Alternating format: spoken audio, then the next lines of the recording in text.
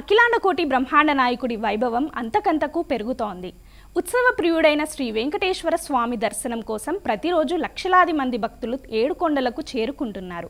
నిత్యం సగటున 75,000 నుంచి 80,000 మంది భక్తులు శ్రీ స్వామివారిని దర్శించుకుంటున్నారు. ఒక్క మార్చి నెలలోనే శ్రీ శ్రీనివాసుడిని 22,27,000 మంది భక్తులు దర్శించుకోగలిగారు. ఈ భక్తులు మొక్కులు చెల్లించుకునేందుకు హుండీల్లో సమర్పిస్తున్న కానుకలు కూడా పెరుగుతూనే ఉన్నాయి.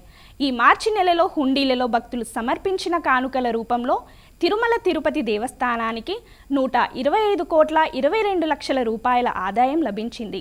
ఇక ఈరోజు తిరుమలలో రద్దీ విషయానికి వస్తే బుధవారం సాధారణ రద్దీనే ఉంది. శ్రీ శ్రీనివాసుడి దర్శనం కోసం వైకుంఠం క్యూ కాంప్లెక్స్లోని 4 కంపార్ట్మెంట్లలో భక్తులు వేచి ఉన్నారు.